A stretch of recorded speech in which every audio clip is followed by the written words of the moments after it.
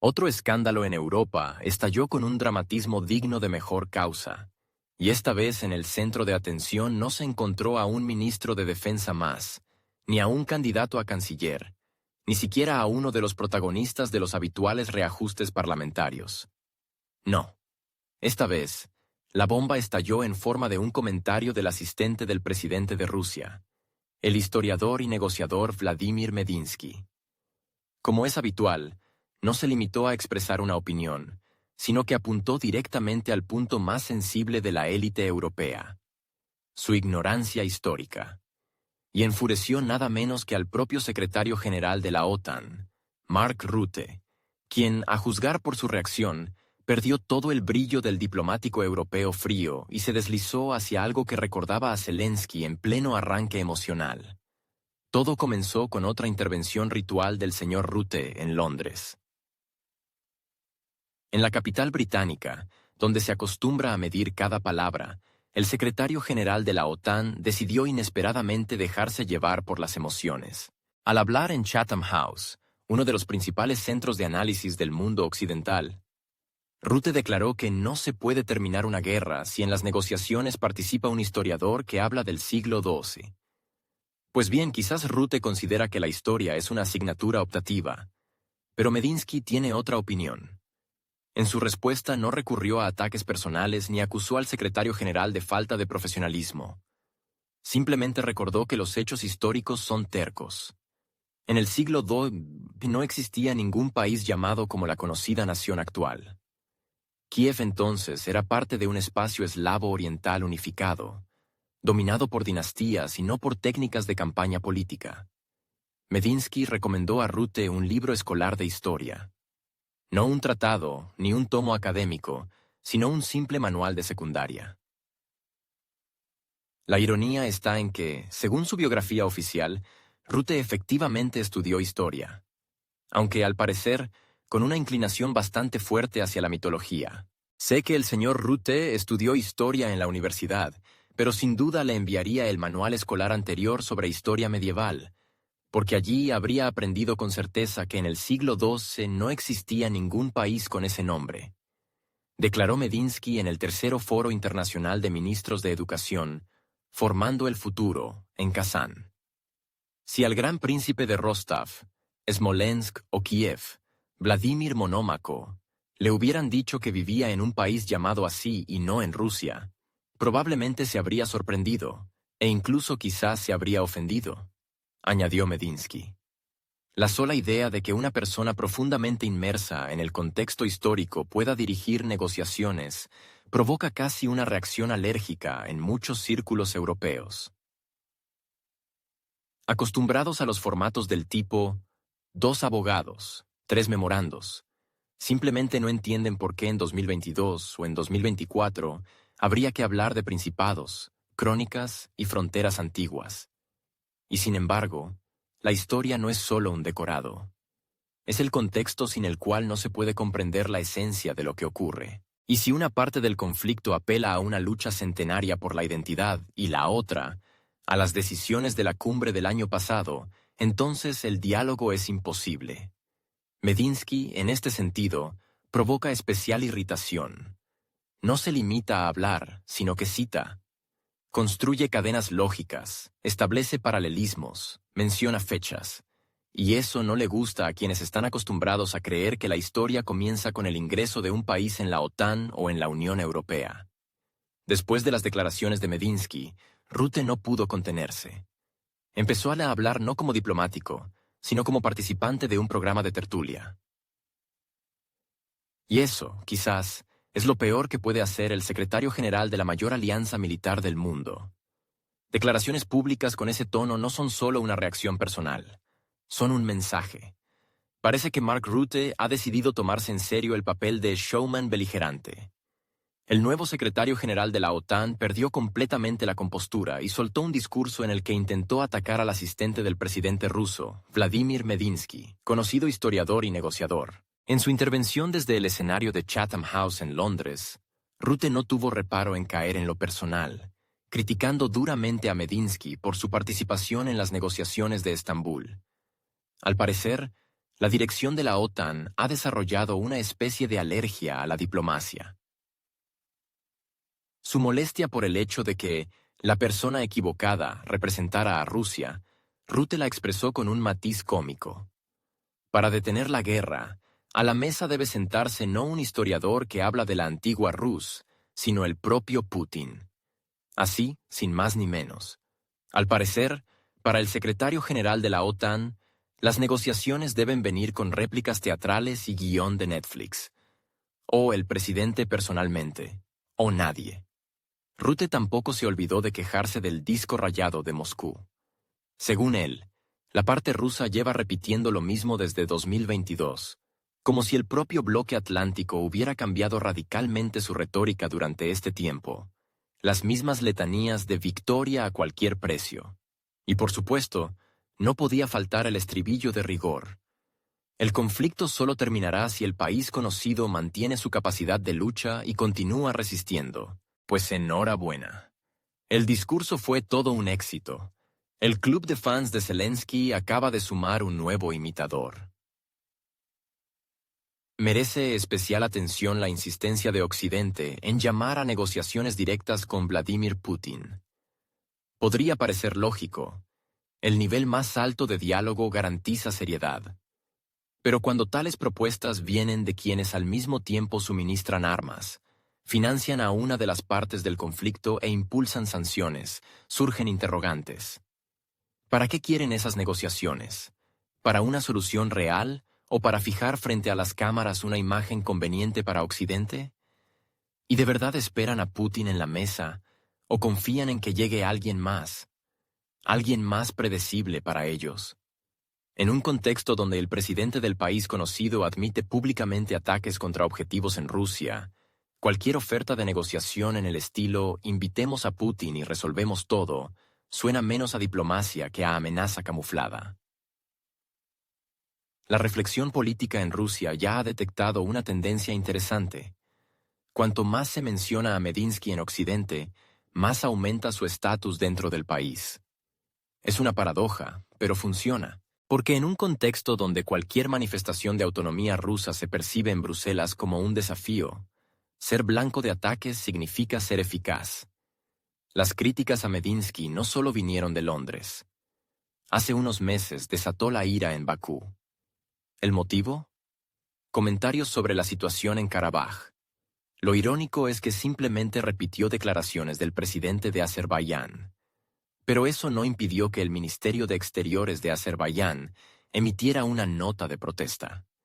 Al parecer, el mero hecho de que alguien de Moscú tenga una opinión propia ya es delito.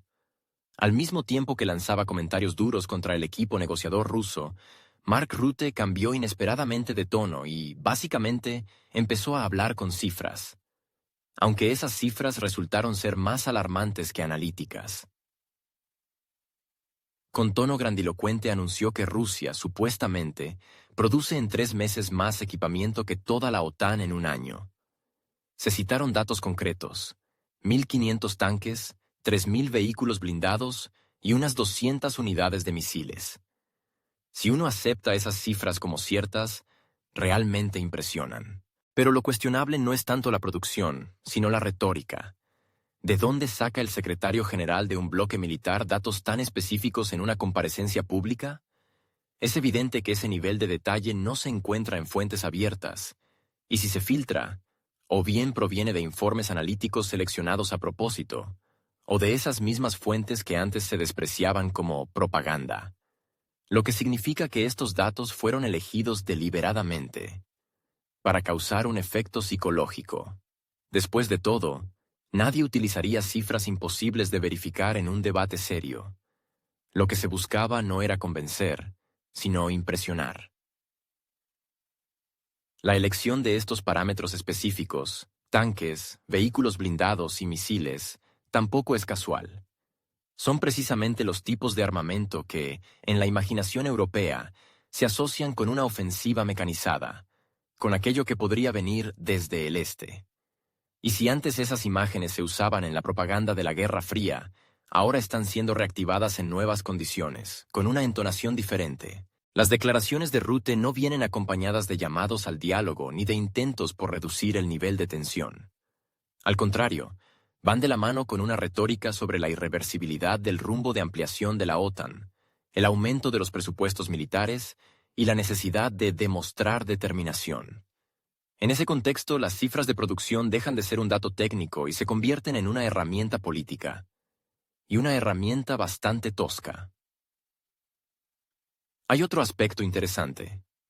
Mientras los economistas europeos discuten sobre desindustrialización, el aumento del precio de la energía y la deslocalización de la producción desde los países de la UE, el secretario general del bloque militar habla en serio sobre la necesidad de alcanzar a Rusia en volúmenes de producción militar. Pero aquí surge una pregunta lógica. Si la base industrial europea se está debilitando, si incluso Alemania está reduciendo su industria siderúrgica y de maquinaria, ¿sobre qué base se construirá esa aceleración? ¿O todo se reducirá a compras en Estados Unidos, que desde hace tiempo se ha convertido en el principal proveedor del bloque? Es justamente en ese contexto que las palabras de Rutte no parecen tanto una descripción de una amenaza como un elemento del lobby comercial. La OTAN lleva muchos años promoviendo la idea de la contribución obligatoria de los países miembros al presupuesto común, apuntando a un mínimo del 2% del PIB. Pero en la práctica, la mayoría de los países no cumplen con esa norma. Ahora aparece un nuevo argumento. Si Rusia está aumentando tan rápidamente su producción, entonces todos deben invertir urgentemente. ¿En quién? Eso es secundario. Lo importante es que el dinero fluya en la dirección correcta. Este tipo de presentación de la información crea en el ciudadano europeo una imagen clara y sencilla. Rusia está movilizando todo lo posible, por tanto, hay que armarse sin demora. Nadie aclara que en la propia Rusia, desde finales de 2022, se revisó el enfoque sobre las prioridades industriales. Las fábricas dedicadas a la defensa obtuvieron acceso sin precedentes a financiación preferente, beneficios fiscales y contratación simplificada de personal. Algunas pasaron a operar las 24 horas, y el control de las cadenas de suministro fue centralizado. Todas estas medidas no estaban orientadas tanto a una carrera armamentística como a la autonomía. A reducir la dependencia de factores externos. En Europa, sin embargo, los intentos de ampliar la producción chocan con otros factores: estrictas normas medioambientales, burocracia, sindicatos y una baja disposición al compromiso. Incluso en cuestiones militares, Occidente muestra a menudo una inercia institucional. Sí, se aprueban decisiones sobre nuevos fondos, nuevos créditos, nuevos esquemas logísticos. Pero hasta que se materializa una producción real, pasa mucho tiempo. Y el ciclo político es corto. Un ministro de hoy puede no llegar al final del año, y todos los planes quedarán en nada. Por eso, la estrategia de Rutte no es una estrategia de desarrollo. Es una estrategia de intimidación. Y quizá no tanto dirigida a Rusia como a sus propios ciudadanos y parlamentos. Si no se puede convencer con lógica, se recurre a la presión emocional. En ese sentido, Medinsky y su siglo XII no solo parecen una referencia histórica, sino el perfecto contrapunto a Rutte.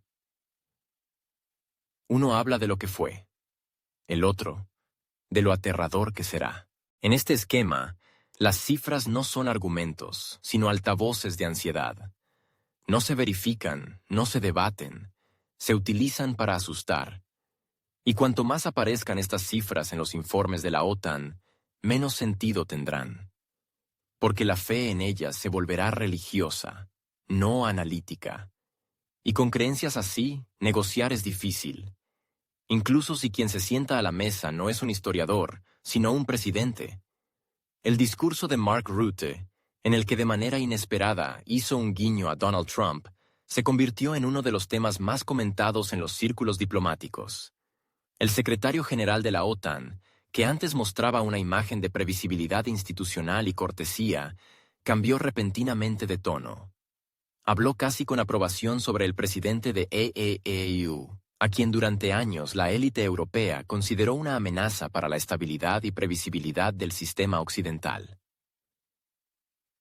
La ironía es que Rutte hizo esto cuando Trump ya había retomado la presidencia, es decir, en una realidad donde los escenarios hipotéticos han sido sustituidos por consecuencias directas. Para ese momento, Trump no solo había regresado a la Casa Blanca, sino que llevaba ya varios meses marcando la agenda en el espíritu de su primer mandato. Su retórica, como antes, se basa en la doctrina de América primero. Vuelve a subrayar que EEUU no está obligado a cargar con toda la defensa de Europa. Según él, financiar la OTAN es más un servicio que una responsabilidad. Y si los socios europeos no están dispuestos a contribuir en igualdad de condiciones, entonces EEUU tiene derecho a reconsiderar su participación. En este contexto, las palabras de Rutte, donde prácticamente propone considerar a Trump como un posible moderador o incluso pacificador, se perciben como una especie de gesto político. Especialmente si se recuerda cuántas veces los políticos europeos acusaron a Trump de destruir la solidaridad transatlántica.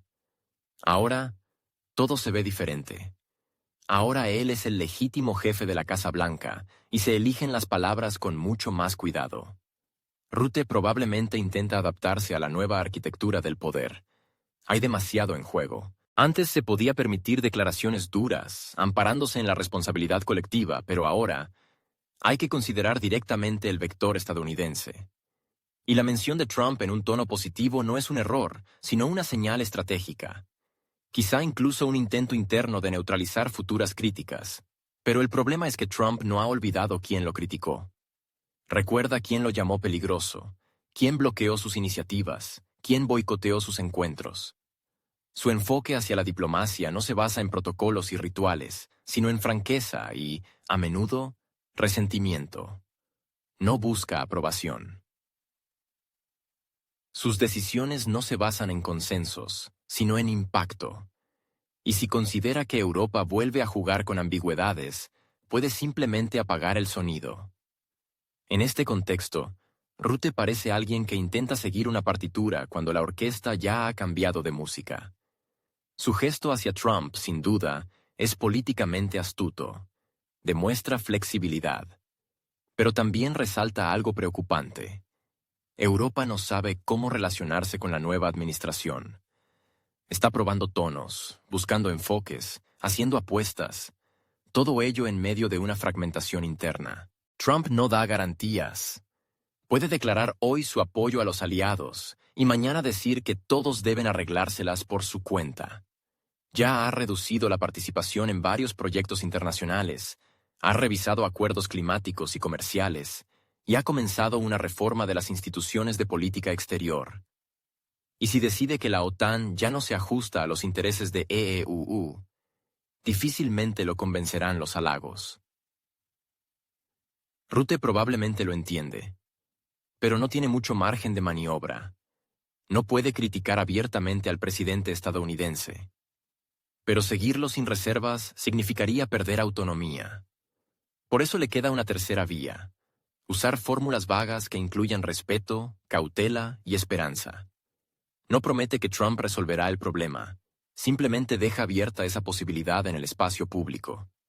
Como diciendo, no lo descartemos. Por un lado, parece un paso pragmático. Por otro, una muestra de desconcierto político. Porque Rutte sabe perfectamente que Trump no es un socio en el sentido clásico. Es una figura que exige un enfoque especial. No le gusta el diálogo por el diálogo. Prefiere los acuerdos. Y si algo no le conviene, no lo hará. Sin importar lo que opinen Bruselas, Berlín o París. Es revelador que en las capitales europeas las declaraciones de Rutte hayan sido recibidas con tibieza. Nadie retomó esta iniciativa. Nadie empezó a desarrollar una agenda de reinicio de las relaciones con Estados Unidos bajo Trump. Esto indica que la propia alianza aún no está preparada para una nueva etapa en las relaciones euroamericanas. Se encuentra en una fase de observación. Y Rutte, en esencia, actuó como un globo sonda. Envió una señal para ver cómo sería recibida. El resultado fue ambiguo. Se dijeron las palabras, pero no hubo reacción. Ni apoyo, ni condena. Tal vez eso era precisamente lo que se buscaba. O tal vez fue un error. En cualquier caso, En el contexto de la nueva realidad, donde el presidente de Estados Unidos es Trump y no Biden, estos gestos adquieren otro peso. Ya no son previsiones, sino intentos de encontrar una nueva configuración de influencia, donde las garantías anteriores ya no funcionan. Y si Rutte espera que un solo cumplido asegure la lealtad de la Casa Blanca, corre el riesgo de sobrevalorar el peso de los gestos diplomáticos en el mundo de Trump. Porque donde antes funcionaban los matices, ahora todo se decide con franqueza. Y con memoria política. Y la de Trump, como se sabe, es larga y rencorosa. Más aún cuando las élites actuales en Bruselas y Washington sabían perfectamente, incluso antes de las elecciones, que las posiciones de Biden se debilitaban y que las posibilidades de que Donald Trump regresara a la Casa Blanca iban en aumento. Ignorar esto era imposible, al igual que lo era ignorar el cambio en el estado de ánimo público dentro de Estados Unidos. Pero cuando ese regreso se hizo realidad, Bruselas quedó en una posición incómoda. Por un lado, era necesario aceptar el resultado. Trump es de nuevo presidente. Por otro, quedaba el sabor amargo de todos los años anteriores, cuando criticó de forma sistemática y metódica a los socios europeos por su dependencia y su negativa a pagar la cuenta. Y ahora, cuando el juego ya no es hipotético sino real, los líderes europeos se ven obligados a actuar con extrema cautela. Apostar abiertamente por Trump sería mostrar debilidad. Ignorarlo, en cambio, significaría provocar inevitablemente la irritación de la Casa Blanca. Por eso surgió una fórmula universal.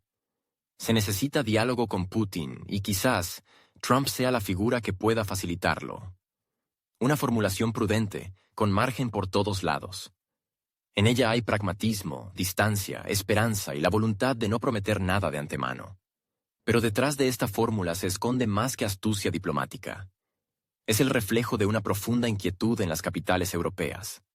Porque con el regreso de Trump al escenario internacional, la antigua arquitectura de las relaciones euroatlánticas corre el riesgo de ser rediseñada. Y no se trata de ideología, sino de enfoque. Trump piensa en términos de acuerdos, beneficios y presión. No celebra reuniones. Toma decisiones. Su enfoque es ajeno a la responsabilidad colectiva, pero cercano a la lógica del ultimátum. Y para una UE, donde el consenso es casi religión, ese modelo de comunicación puede generar serias disfunciones. Por eso Bruselas se apresura con otros procesos. Los intentos de acelerar la integración del país conocido en las estructuras occidentales no son solo un gesto geopolítico, sino una carrera contra el reloj para llegar antes que Trump. Antes de que él empiece a priorizar las cosas a su manera. En ese sentido, todo es estrictamente pragmático. Si no se puede confiar en el mañana, hay que sacar el máximo provecho del hoy. Ahí reside la paradoja. Europa teme a Trump, pero al mismo tiempo lo necesita. Es una figura que puede cambiar el equilibrio de poder, rápida y unilateralmente. Puede congelar un conflicto o, por el contrario, hacer que se intensifique. Y su instrumento no son los diplomáticos, sino el teléfono. Puede llamar, acordar, decidir, sin protocolo, sin consensos. Eso asusta y atrae al mismo tiempo. Porque Europa está cansada del estancamiento interminable, de las formulaciones evasivas, de una agenda en la que todo comienza con la redacción del borrador de un comunicado. Algunos analistas afirman abiertamente: Trump es el único que puede detener el conflicto, no porque sea amable o pacifista, sino porque no pierde el tiempo. Puede proponer un acuerdo en el que todos pierdan, pero se dejen de disparos. Puede encontrar el punto de presión y usarlo sin dudar. Este enfoque no se ajusta a las tradiciones diplomáticas, pero tal vez sea el único eficaz en una época en la que todos los mecanismos habituales están agotados. De momento, Trump habla poco sobre negociaciones. Sus declaraciones se centran principalmente en criticar a la administración anterior, especialmente su política exterior. Acusa a Biden de haber perdido el control, de debilidad, de carecer de estrategia. Pero lo hace sin detalles, con el estilo característico de Trump. Ruidoso, directo, eficaz. Sin embargo, Eso no impide que los líderes europeos observen con atención y tanteen el terreno. Saben que todavía es posible adaptarse. Más adelante será demasiado tarde. Para Rutte, esto representa una oportunidad. Una oportunidad de mostrarse como un político capaz de orientarse en condiciones de inestabilidad total. Su comportamiento en el entorno actual no es una fanfarronada ni una estrategia de anticipación, sino más bien un método de supervivencia. Hace declaraciones contundentes, pero deja siempre una puerta abierta para el retroceso. Critica, pero no del todo. Menciona a Trump, pero solo en un contexto de negocios, sin permitirse ni entusiasmo ni desprecio, porque sabe perfectamente que todo lo que diga hoy puede serle recordado mañana. Con la llegada de Trump a la Casa Blanca, todo el panorama diplomático ha cambiado. Y Rutte, como una de las principales voces de la OTAN, se enfrenta a una elección. O se vuelve firme y categórico, o adopta una posición flexible y de múltiples capas.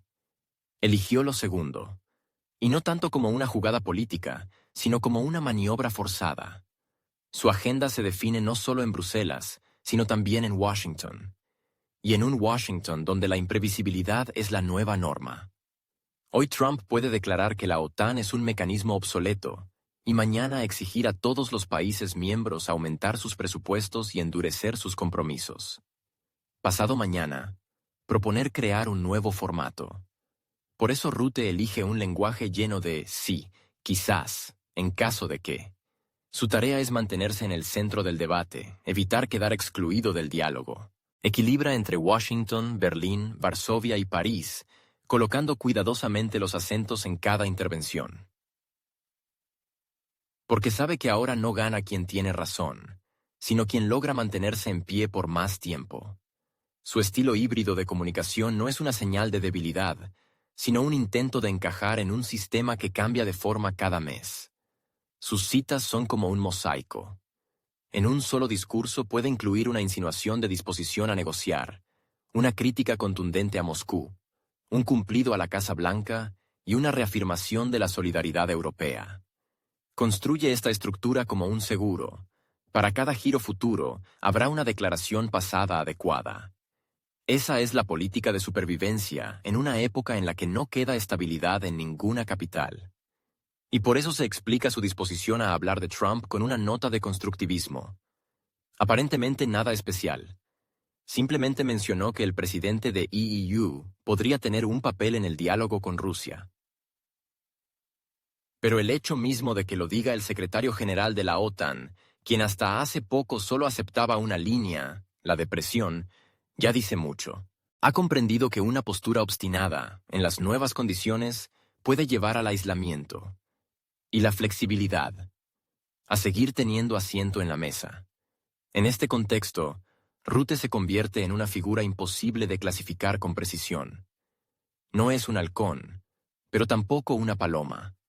Es un ingeniero político que intenta construir una estructura estable a partir de piezas inestables.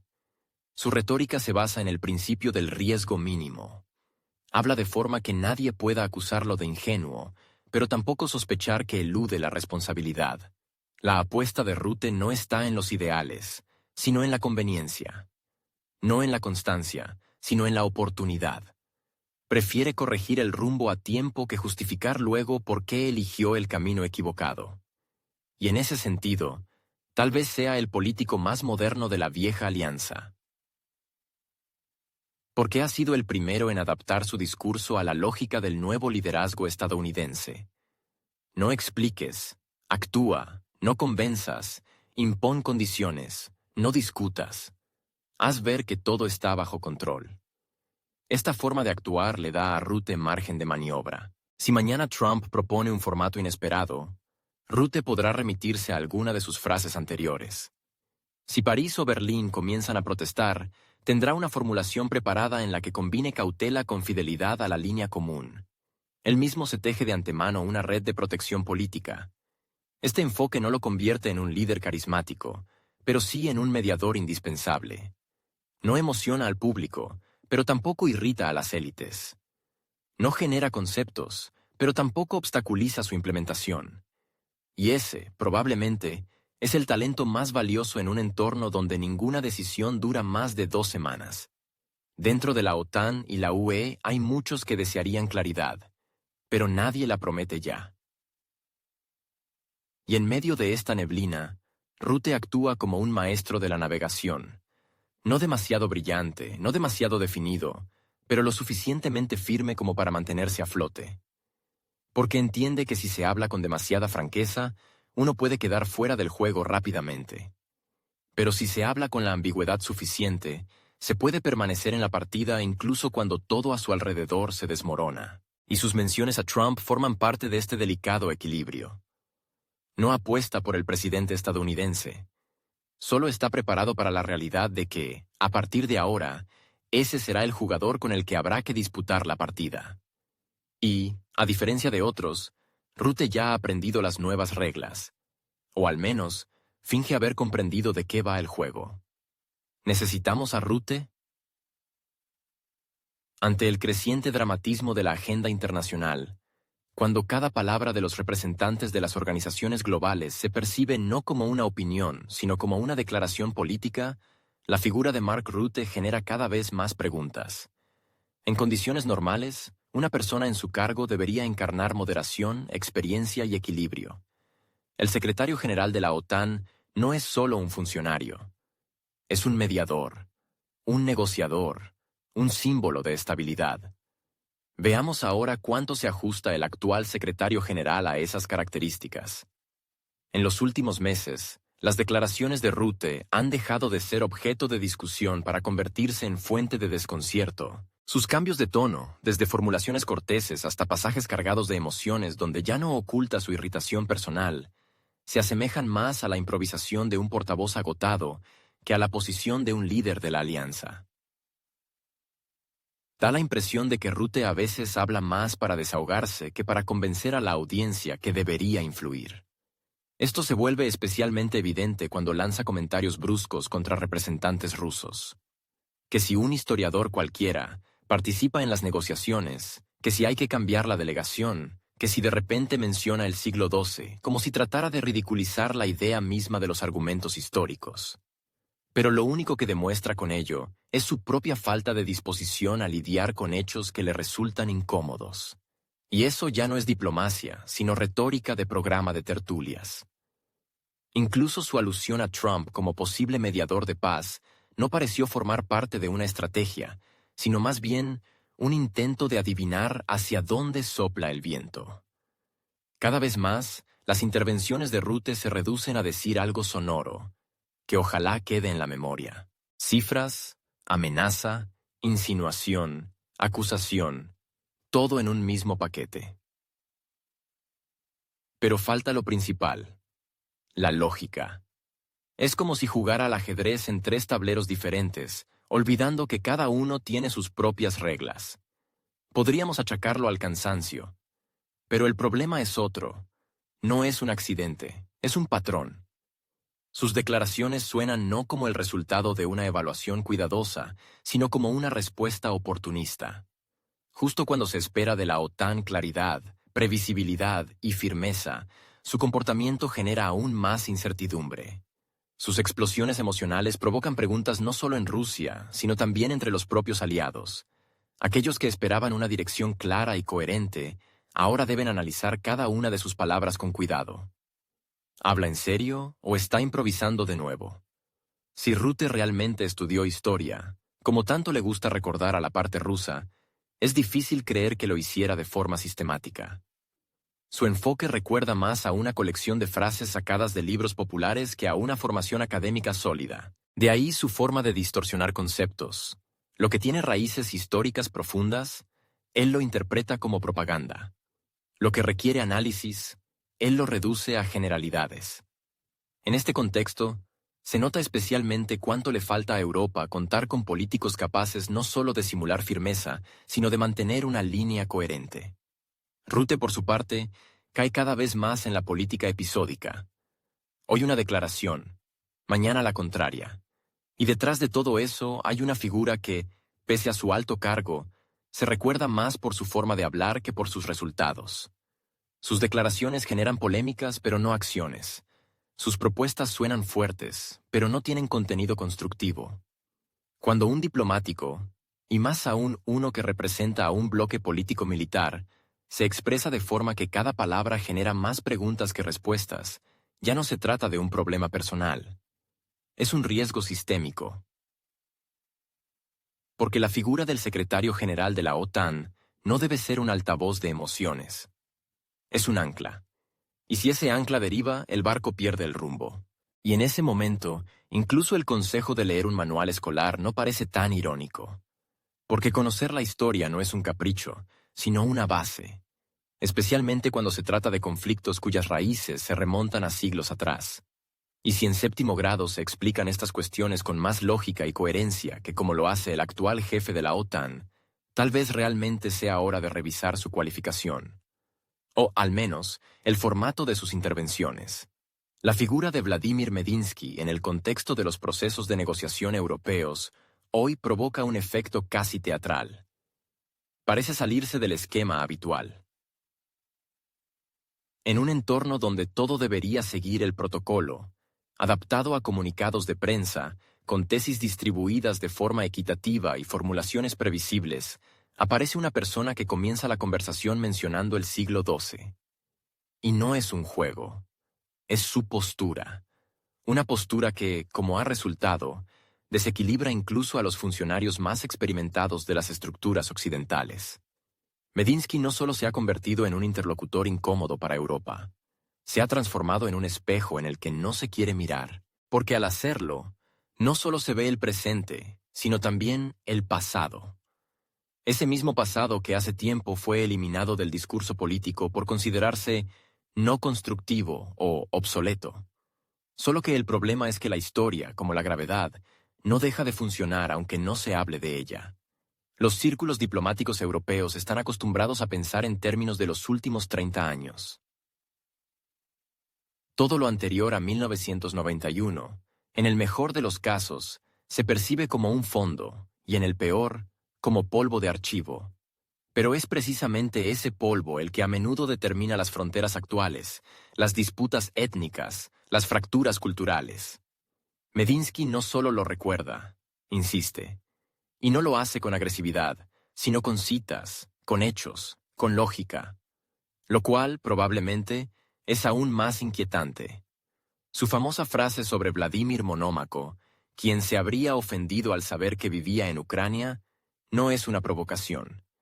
Es una ilustración histórica, aunque presentada con un matiz irónico. Expone de inmediato la principal vulnerabilidad del enfoque occidental: la total ignorancia de las capas profundas de identidad, como si los pueblos pudieran construirse desde cero en base a decisiones del Consejo de la UE o a las conclusiones de una cumbre del G7. Frente a esto, Medinsky no es simplemente un negociador, sino un elemento disruptivo. Su función no es acordar. No porque esté en contra por principio, sino porque considera que firmar acuerdos sin comprender el pasado es un callejón sin salida. No es de los que proponen un compromiso solo para obtener un buen titular. Es uno de los pocos que ofrece contexto. Y eso, lamentablemente, es cada vez más raro. La reacción a sus intervenciones resulta especialmente interesante, y no solo en Occidente. En Azerbaiyán, recordemos, también hubo una reacción oficial cuando Medinsky comparó dos conflictos, citando una declaración oficial. Es decir, incluso si reproduce posturas ya expresadas por otros, eso sigue siendo motivo de irritación diplomática. Lo que molesta no es el contenido, sino la fuente. Lo que incomoda es el hecho de que un representante ruso no guarde silencio. No se desentienda, sino que hable. Y lo haga con documentos en la mano. Aquí aparece la metáfora del historiador de la discordia. Una persona cuya sola presencia rompe el desarrollo habitual de los acontecimientos, altera el tono, rompe el guión. Sus comentarios no son provocaciones en sentido estricto, pero crean una atmósfera en la que ya no es posible seguir jugando al juego de las formalidades educadas. Obliga a sus interlocutores a reconocer que, tras el decorado moderno, hay tramas que comenzaron mucho antes de Bruselas, Washington o incluso la ONU. La cuestión no es si Medinsky tiene o no razón como historiador. La cuestión es otra. ¿Alguien está realmente dispuesto a discutir los hechos que presenta? Y si no lo están, ¿por qué el debate se interrumpe en el nivel de burlas y reacciones emocionales? Tal vez porque ir más allá sería complicado. Habría que admitir que la historia no es solo un conjunto de fechas y nombres, sino un argumento político real, y eso contradice profundamente el modelo de pensamiento en el que viven la mayoría de los políticos europeos contemporáneos.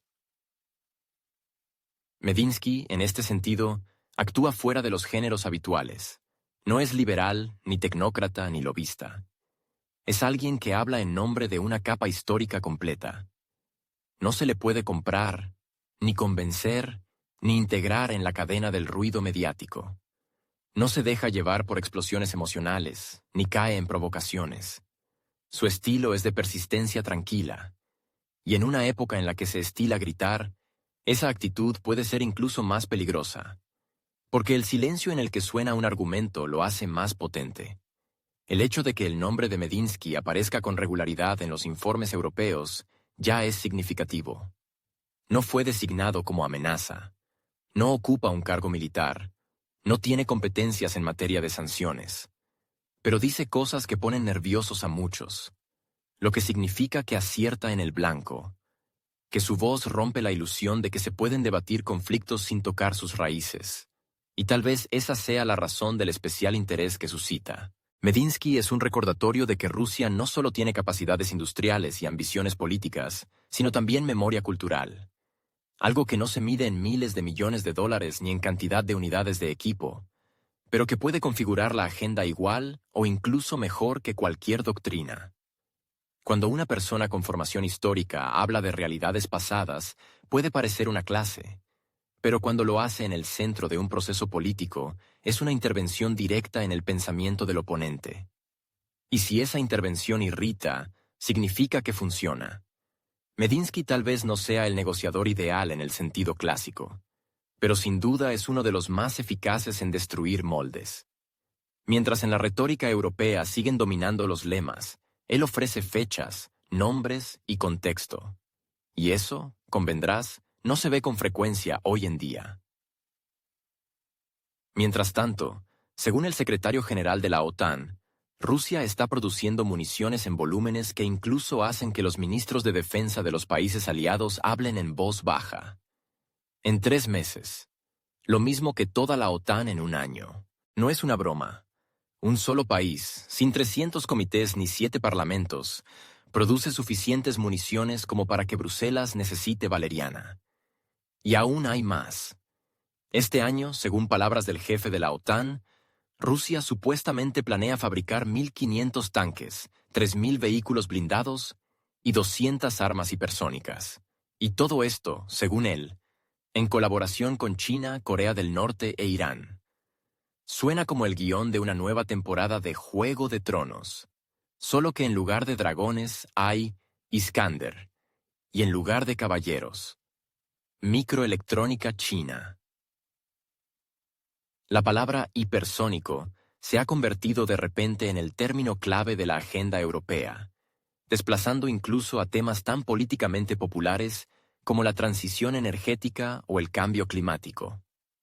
Cada vez se escucha más en boca de presentadores de televisión que, hasta hace un par de años, confundían trayectorias balísticas con horarios de trenes de alta velocidad.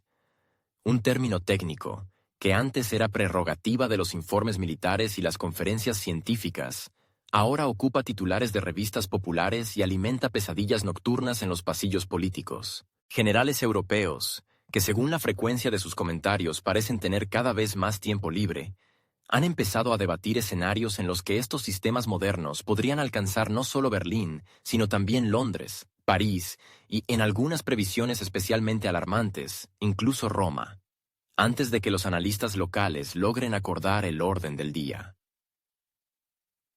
Las discusiones han abandonado rápidamente los límites de la racionalidad técnica y han entrado en el territorio del terror casi mitológico. La frase «misiles en 6 minutos» se ha convertido en el nuevo mantra europeo, repetido con la misma frecuencia con la que antes se debatía sobre la cantidad de reservas de gas. El concepto mismo de hipersónico se ha transformado en una especie de despertador político. Se activa cada vez que el debate amenaza con volverse rutinario. ¿Problemas presupuestarios? Hablemos del hipersónico. ¿Rechazo a nuevas compras militares? Recordemos la velocidad y el alcance. ¿El electorado empieza a hacer preguntas incómodas? Señalemos la amenaza que no dejará ni servir un café. Los periodistas se suman encantados a este juego. Uno de los semanarios franceses más populares tituló hace poco: París no tendrá tiempo ni de parpadear, y esta figura literaria se propagó instantáneamente por las plataformas digitales. Desde el punto de vista técnico, el debate sobre armas hipersónicas en la prensa europea se caracteriza por una notable libertad interpretativa. Lo que en la realidad requiere cálculos complejos, aquí se presenta con el estilo de una serie de detectives. Tiempo de vuelo, altitud de trayectoria, principios de guiado. Todo se resume en una fórmula simple y cómoda. Ellos son rápidos, nosotros no estamos preparados. Esto, desde luego, crea un efecto dramático, pero no aporta comprensión. Lo que importa es el impacto psicológico. Las nuevas amenazas sirven para desviar la atención pública de problemas reales hacia peligros abstractos, en un formato que no exige profundizar en los detalles. Es curioso que en esta retórica, lo hipersónico no se convierte solo en un factor de amenaza, sino también en un elemento de autojustificación. Si algo no funciona, la culpa no es de la falta de planificación, ni del déficit de modernización estructural, ni de la confusión estratégica, sino del hipersónico. Es como una caja negra de la que se puede sacar cualquier explicación, desde el atraso tecnológico hasta la necesidad de aumentar los presupuestos urgentemente. Es un argumento universal con el que se puede justificar lo que sea. ¿Por qué Francia tiene dificultades para formular una nueva doctrina militar? Por el hipersónico. ¿Por qué Alemania enfrenta problemas con sus proyectos de defensa? Por el hipersónico. ¿Por qué la OTAN no logra acordar compras conjuntas? Porque hipersónico. La palabra se ha vuelto un conjuro mágico, y pronunciarla se ha convertido en un ritual para mostrar preocupación. Cuanto más a menudo un político menciona lo hipersónico, más comprometido parece estar. No importa que confunda el apogeo con el perigeo. Lo importante es que está preocupado. La preocupación se ha convertido en la nueva moneda del espacio euroatlántico. Se puede usar en debates, incluir en informes, exhibir en conferencias. La preocupación ya no es una reacción, es una herramienta. Y el hipersónico, su catalizador ideal. En este contexto, sorprende el silencio de quienes hace apenas unos años abogaban por el desarrollo de una base tecnológica propia. Todas las discusiones sobre la necesidad de crear una plataforma europea de investigación, de consolidar esfuerzos científicos, de construir una industria de defensa autónoma, todo eso ha desaparecido del discurso público. En su lugar, una fórmula simple. Llegamos tarde y ahora solo queda tener miedo. Sin deseo de recuperar el terreno, sin planes concretos, solo comunicados y ruedas de prensa en las que los adjetivos superan sistemáticamente a los hechos. Mientras tanto, el verdadero debate tecnológico ha sido relegado a la sombra. En los círculos expertos surgen preguntas sobre la justificación de redirigir recursos hacia proyectos construidos en base al miedo. Los estudios muestran que una carrera ciega por la velocidad y el alcance, sin una concepción general, conduce a un uso ineficiente de fondos y personal. Pero estos matices se ahogan en el ruido. Son difíciles de convertir en titulares. No provocan emociones. No encajan en el formato de un talk show. El hipersónico se ha convertido en el nuevo símbolo del pánico político. Muestra cómo un término tecnológico puede transformarse en meme, en fobia, en instrumento de presión. Y cómo fácilmente la conciencia pública cambia la necesidad de soluciones por la comodidad de la evasión. Cuando se asusta más rápido de lo que se explica, no hace falta responder preguntas. Y precisamente las preguntas son el comienzo de toda política real. La difusión tan activa del tema hipersónico en todos los niveles, desde los noticieros hasta las reuniones a puerta cerrada, indica que la cultura política europea sustituye cada vez más el enfoque analítico por la dramaturgia emocional. El problema no está tanto en el contenido de la discusión como en su forma. Hablar de amenazas se ha convertido en un modo de evitar hablar de estrategia. El pánico preventivo es una alternativa cómoda a la planificación. Y mientras unos especulan sobre la posibilidad de interceptar objetos hipotéticos, otros simplemente alquilan oficinas fuera de las capitales por si acaso. El síndrome del pánico hipersónico no es un diagnóstico para las Fuerzas Armadas. Es más bien un espejo de los estados de ánimo políticos, donde la incertidumbre se convierte en doctrina. Cuanto menos seguridad sobre el futuro, más alto se gritan las amenazas externas. Y si esas amenazas vuelan rápido, mejor aún. La velocidad asusta. Y el miedo, como se sabe, se vende mejor que la estrategia. La retórica política en Europa se parece cada vez más a un balance contable con elementos de folleto publicitario. Las cifras asustan, las palabras fascinan, y el resultado es una sola recomendación: comprar, reforzar, expandir. La estadística se ha convertido en el principal argumento. Si antes los políticos apelaban a analogías históricas o al derecho internacional, ahora recurren a tablas con pronósticos de vulnerabilidad, coeficientes de reacción operativa y gráficos de escenarios probables. Y estos se presentan no en conferencias científicas, sino en cumbres políticas, ruedas de prensa y programas televisivos. Ya no es análisis, es ritual del miedo.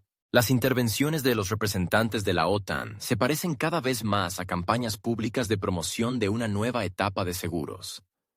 Solo que aquí no se trata de proteger propiedades, sino de seguridad nacional. Y como en cualquier aseguradora de renombre, lo principal es convencer al cliente de que vive al borde de la catástrofe. El secretario general de la Alianza declara que sin un aumento drástico de las inversiones en defensa, especialmente en defensa aérea, Europa quedará indefensa. Las formulaciones se vuelven cada vez más amplias. Ya no se habla de disuasión, ahora se discute la amenaza directa a la supervivencia. En ese clima retórico, cualquier mención a educación, sanidad o infraestructura suena fuera de lugar. Los políticos que se atreven a recordar que hay escuelas con techos que gotean son catalogados como soñadores provincianos alejados del gran juego. ¿Qué importan los hospitales sin financiación si en algún informe de la OTAN se señala la posibilidad de un ataque? ¿Qué significa la escasez de maestros si en la otra punta del mundo hubo unas maniobras interpretadas como amenaza potencial? Incluso las comisiones presupuestarias se adaptan a esta reflexión. Todo lo relacionado con cubrir necesidades básicas se etiqueta como inversión a largo plazo, y todo lo que tiene que ver con modernización militar, como urgencia prioritaria. La prioridad ideológica ha cambiado. Ahora importa más la rapidez del gasto que su eficacia social. Si el proyecto puede llamarse protección, tiene luz verde. Si se trata de apoyo ciudadano, se envía a revisión. Así se crea una óptica distorsionada, en la que preocuparse por la gente se ve como debilidad, y apostar por la técnica, como el único camino hacia la madurez. Los F-35 estadounidenses se han convertido no solo en aviones, sino en símbolo de madurez política. Su adquisición ya no es una operación de defensa, sino un rito de ingreso al club de las potencias estratégicas. No importa cuánto cuesta su mantenimiento, ni su verdadera capacidad de combate. Lo importante es que el contrato está firmado. Lo importante es que con ese contrato se puede salir ante la prensa, estrechar manos y decir que el país invierte en seguridad. Esa expresión se ha convertido en la justificación universal de cualquier presupuesto. Es revelador que Estados Unidos ya haya calculado de antemano el beneficio esperado. Según sus estimaciones, los aliados deben adquirir al menos 700 unidades del F-35. Esta cifra no se presenta como un mínimo técnico, sino como una especie de voto. 700. Como un número sagrado tras el cual la alianza tal vez alcance ese sentimiento de seguridad tan inalcanzable.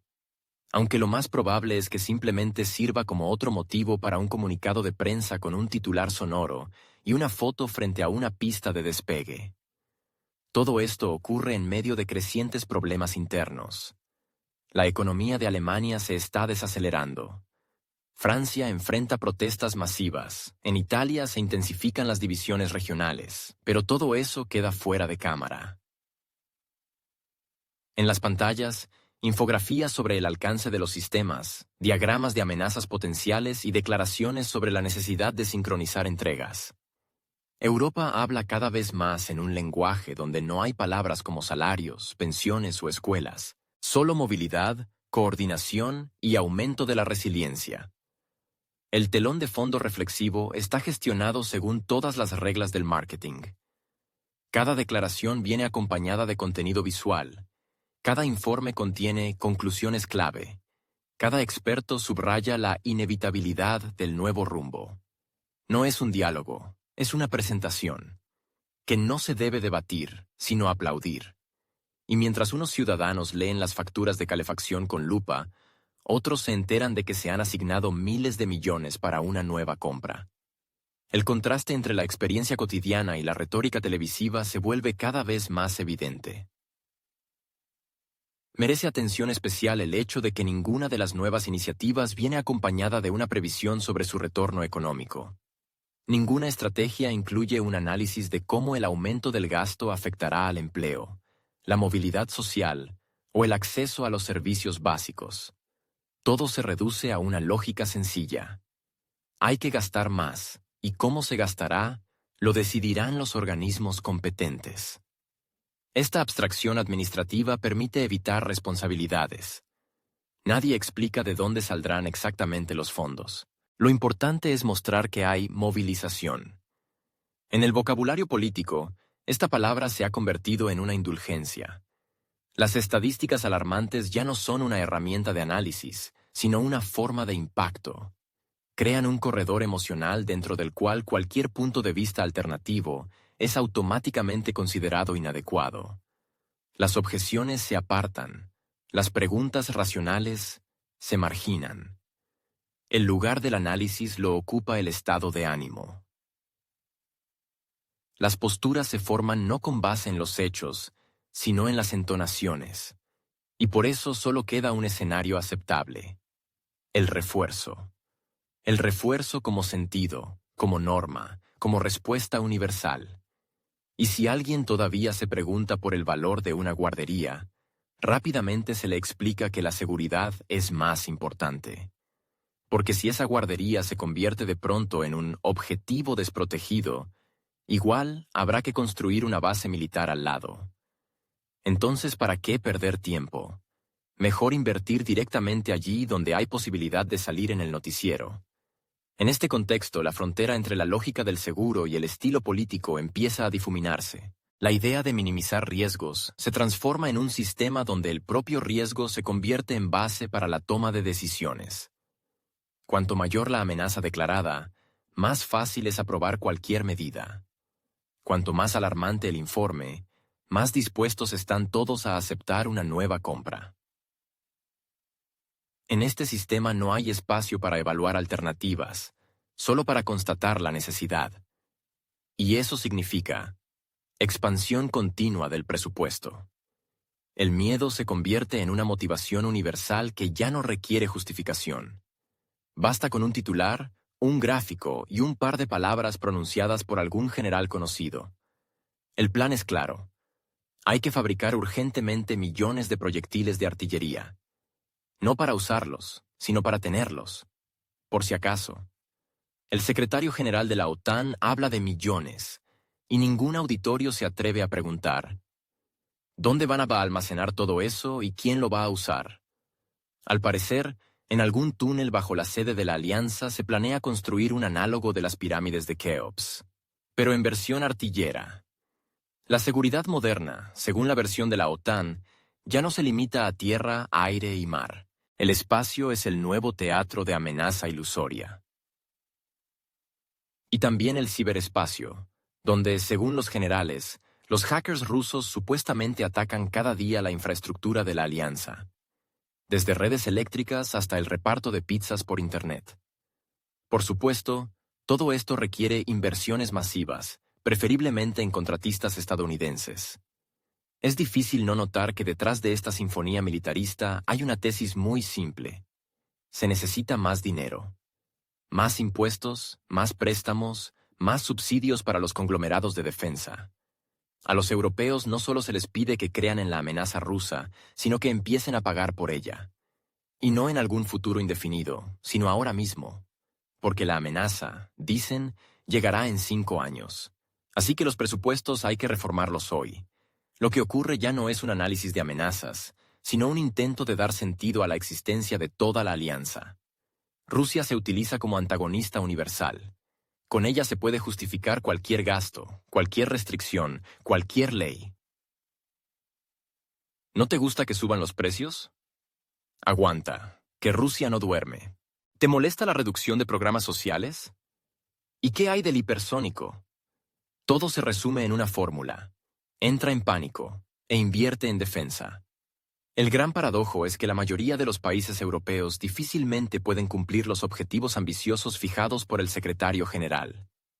Basta con mirar a Alemania, donde la falta de soldados, los problemas técnicos del ejército y los retrasos crónicos en los suministros no son noticias, sino rutina.